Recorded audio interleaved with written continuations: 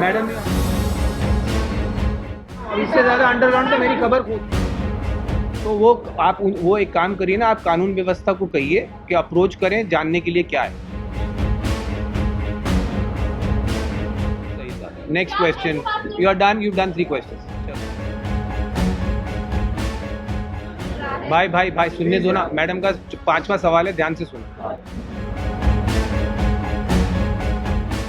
मैं तो दूसरों से हैरान हूँ कि वो आपको पूछने दे रहे हैं बार बार। चलिए पूछिए।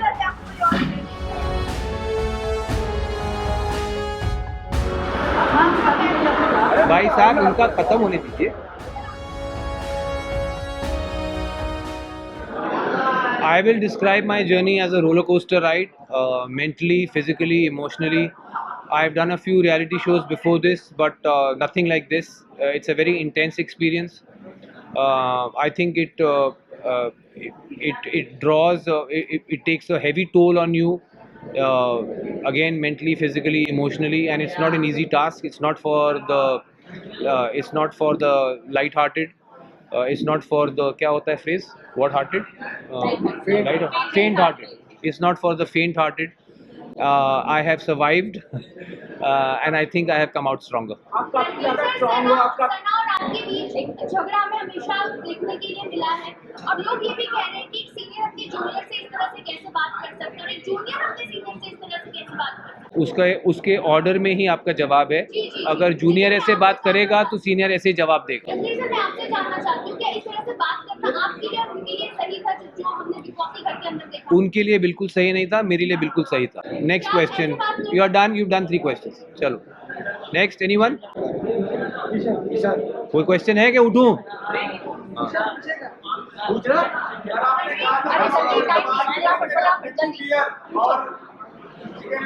मटन बोला था, चिकन नहीं भाई। जैसे तुम लोग छोड़ोगे भाई। रणवीर सर आगे की क्या प्लानिंग है आपकी? कुछ आप बताना चाहेंगे क्या? आगे क्या करना चाहिए? कोई खतरों की खिलाड़ी आप करना चाहेंगे? अलग अलग दोस्त आपकी उम्र शायद बहुत कम है। मैं ऑलरेडी 11 साल पहले खतरों के खिलाड़ी कर चुका हूँ। रोहित सर का पहला सीज़न था। मेरा कोई कोर एम्बिशन नहीं है रियलिटी टीवी। ये मैं सिर्फ बीच में जब टाइम होता है, काम नहीं होता, तो मैं रियलिटी टीवी शो कर लेता हूँ एक्सपीरियंस के लिए।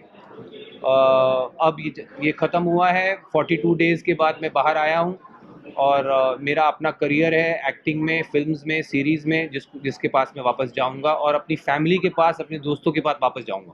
जीतने के बारे में आप क्या बोलेंगे? क्या सर?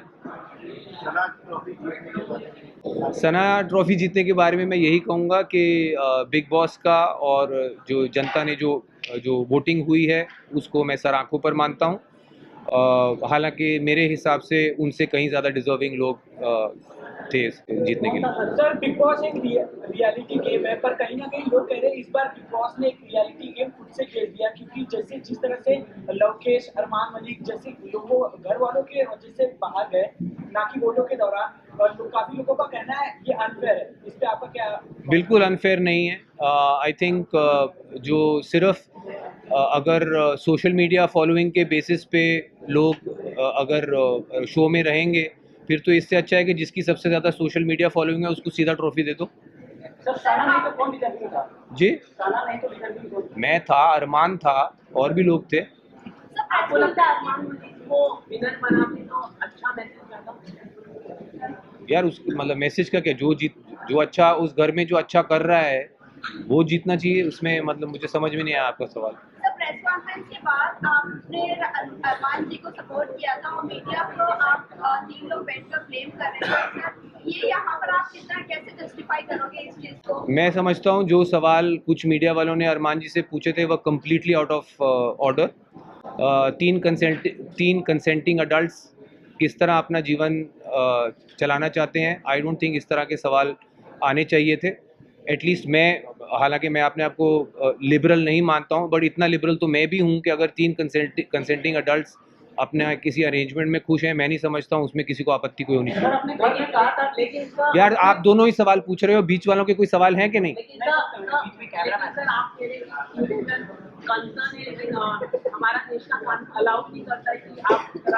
तो वो एक काम करिए ना, आप कानून व्यवस्था को कहिए कि अप्रोच करें जानने के लिए क्या है। Guys, last sir big question. Boss 18 में अगर आपको मौका मिले तो आप आएंगे सर मैंने सुना नहीं, फिर से। बिग बॉस 18 में बिग बॉस मैंने एक बार कर लिया, मेरे लिए बहुत। सर आपने कहा काम को लेकर कहा है कि काम नहीं इंडस्ट्री में या काम नहीं मिल रहा है। भाई सुनने दो ना, मैडम का 5वां सवाल है, ध्यान से सुनो।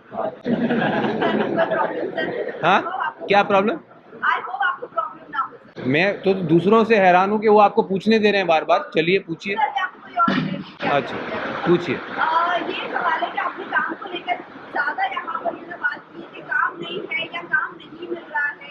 काम नहीं मिल रहा नहीं, मैंने कहा मेरे पास उस वक्त कोई काम नहीं था और जो प्रोजेक्ट्स मैंने ऑलरेडी शूट किए हुए थे वो रिलीज़ नहीं हो रहे थे, तो मेरे पास एक गैप था मेरे कैलेंडर में जहाँ पे कुछ नहीं था मेरे पास, और मेरा बेटा आउट ऑफ द कंट्री छुट्टियों पे जा रहा था, तो जो आउट ऑफ टच रहना पड़ता है फैमिली के साथ, इस वक्त मैं वो कर सकता था, तो इसीलिए मैंने ये पकड़ा।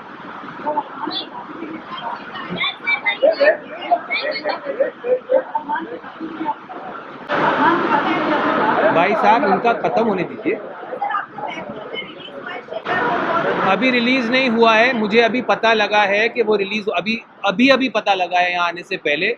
मैं 42 डेज़ कैप्टिविटी में रहा हूँ, फैमिली फ्रेंड्स और दुनिया से कटा हुआ, तो मुझे अंदाज़ा नहीं है, बट मुझे खुशी है कि मेरे बाहर आते ही मेरा जो काम रिलीज़ नहीं हो रहा था वो रिलीज़ होने वाला है, एंड आई होप आप सब इसी इंथुजियाज़म से उसके लिए भी मुझे मिलेंगे। सर अरमान की शादी में आपने कहा था कि बॉलीवुड में ऐसा कोई काम हुआ है हो गया है।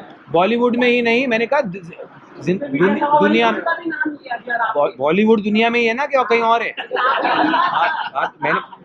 यार मैं बोल रहा हूँ बॉलीवुड में भी, दुनिया में भी बहुत लोगों के ऐसे रिलेशनशिप्स हैं।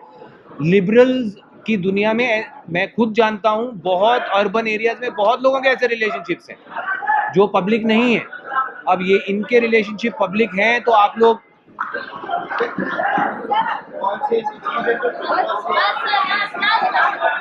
बिग बॉस से कोई ऐसी चीज सीख के जा रहा है लाइफ में कुछ सीख के जा रहे हैं बिग बॉस।